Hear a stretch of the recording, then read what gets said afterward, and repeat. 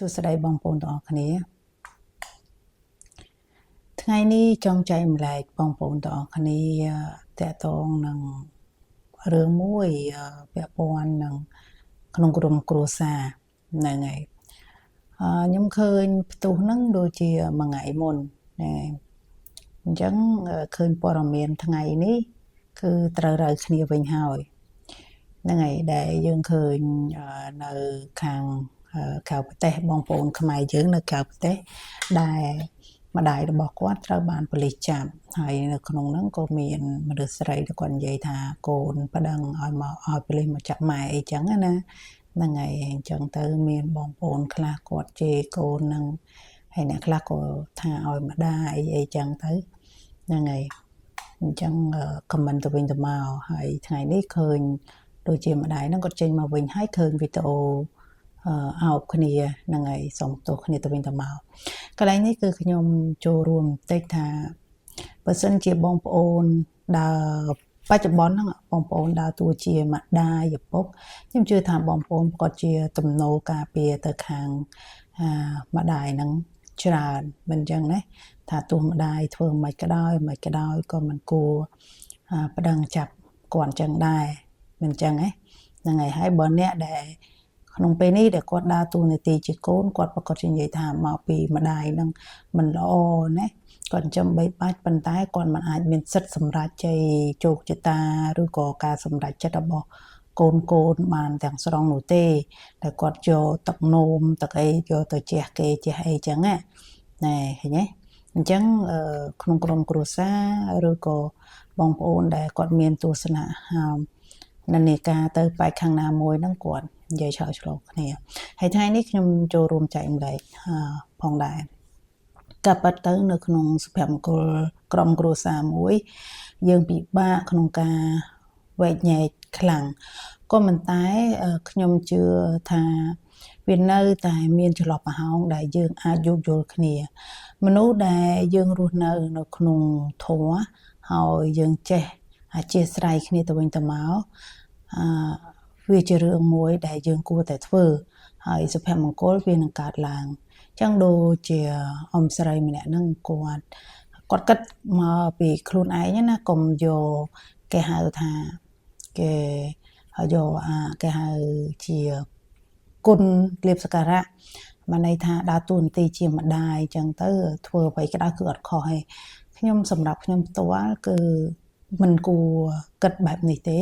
អ្នកម្ដាយគ្រប់រូបហើយសំបីឥឡូវនេះខ្ញុំក៏ជាម្ដាយគេដែរធ្វើស្បិតតកូនរបស់ខ្ញុំនៅតូច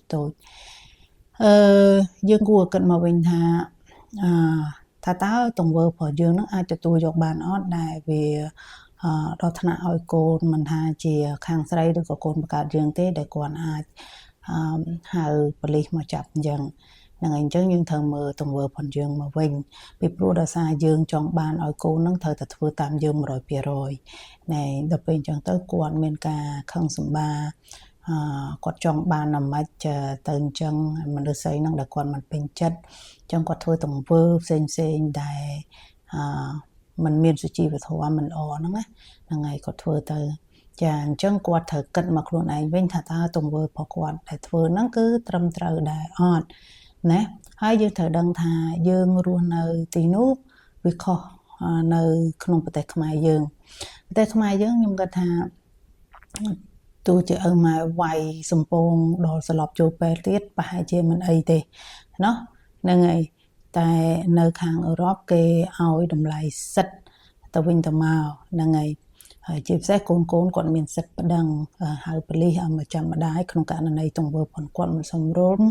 ឬក៏ប្រើអំពើហិង្សាអីផ្សេងណាអត់បានណាខ្ញុំក៏មានក្មួយខ្ញុំនៅសិង្ហបុរីដែរហ្នឹងហើយអញ្ចឹងគេក៏មានច្បាប់ហ្នឹងដែរអញ្ចឹងយើងត្រូវយល់ពីច្បាប់មួយនេះเนาะហ្នឹងហើយអញ្ចឹងសំខាន់ណាស់ដែលយើងត្រូវយល់ពីវប្បធម៌ហើយនិងច្បាប់វិន័យនៅក្នុងប្រទេសមួយដែលយើងរស់នៅហើយទី2គឺយើងត្រូវស្វែងយល់អំពីទង្វើរបស់យើងគុណធម៌មេត្តាធម៌នៅក្នុងចិត្តរបស់យើងរូបភាពបែបម៉េចដែរកូនយើងអាចបង្កើតគេមកបានប៉ុន្តែរឿងមួយចំនួនយើងគឺជាទីប្រឹក្សានៅពេលដែលគាត់ធំទៅពេលដែលគាត់នៅតូចយើងអាចអប់រំយើងអាចនិយាយទៅគាត់បានហ្នឹងហើយគាត់ក៏មិន ហើយណាទៅទេហៅប៉ូលីសដែរណាគាត់នៅតូចៗចឹងណាប៉ុន្តែបើគាត់ធំហើយគាត់អាចនឹងមានធ្វើការហៅនឹងឲ្យគាត់ខ្លួនពីព្រោះដោយសារតែគាត់ទទួលនៅទង្វើដែលយើងធ្វើចំពោះគាត់ហ្នឹងវាមិនអាចទទួលយកបានអញ្ចឹងអ្វីដែលខ្ញុំឲ្យជាយោបល់ទៅក្នុងនាមជាម្ដាយយើងត្រូវមើលមកវិញណាតើយើងធ្វើត្រូវអត់ព្រោះថាយើងនៅសុកស្រាប់តែកូននឹងហៅប៉ូលីសមកចាប់ហើយយើងអត់មានធ្វើអីវាផងឬក៏វាលើកដៃមកវាយយើងច្រំធាក់យើងអាហ្នឹងវាជាទង្វើមួយដែលមិនល្អទេយើងក៏មានសិទ្ធិហៅប៉ូលីសមកចាប់គាត់ដែរเนาะហ្នឹងហើយហ្នឹងគឺជាម្ដាយហើយចំពោះកូនវិញក៏ដូចគ្នាដែរយើងមានរូបភាពច្រើនក្នុងការនិយាយទៅគាត់ដោះស្រាយជាមួយគាត់ហ្នឹងហើយតើយើងគួរតែធ្វើយ៉ាងម៉េចហើយយើងនៅប្រទេសនោះយើងត្រូវតែសួរយោបល់អ្នកដែលចេះយល់ច្បាប់តើធ្វើម៉េចដើម្បីឲ្យហាមឃាត់នៅទង្វើផុនគាត់ផ្សេងហ្នឹងឬក៏ឲ្យបងប្អូននិយាយហ្នឹងហើយកុំឲ្យគាត់មានធ្វើទង្វើបែបហ្នឹងដូចជាយកទឹកនោមយកអីមកជះគេអញ្ចឹងណោះហ្នឹងហើយណាមួយវិញទៀតទៅទឹកចិត្តជាម្ដាយនៅពេលដែលយើងព្យាយាមនិយាយខ្ញុំជឿថាគាត់ក៏មានការកែប្រែមួយចំនួនដែរណោះប៉ុន្តែខ្ញុំឃើញមិនដឹងជាបងប្រុសឬក៏ប្អូនប្រុសទេខ្ញុំអាចនិយាយបានថាបងប្រុសចុះគាត់ក៏សម្ដែងនៅការសោកស្ដាយដែរទៅចំពោះម្ដាយរបស់គាត់เนาะហើយក៏ចូលរួមអបអរសាទរដែលពួកគាត់ត្រូវគ្នាវិញអញ្ចឹងវីដេអូនេះគឺខ្ញុំចូលរួមចែករំលែកតែប៉ុណ្្នឹងដែលទៅជូនបងប្អូនហ្នឹងហើយយើងមិនបាច់ចាំវិភាគអីវែងឆ្ងាយទេពីព្រោះចង្គៀងតែណាភ្លឺផ្ទះនឹងមានរឿងជាច្រើនពីក្រោយនឹងទៀតអញ្ចឹងតលតែសមាជិកទាំងអស់ត្រូវយល់ត្រូវដឹងថាដោះស្រាយដោយរបៀបម៉េចហើយចេះអធិស្ឋានគ្នាដោយរបៀបម៉េចចាអរគុណជម្រាបលា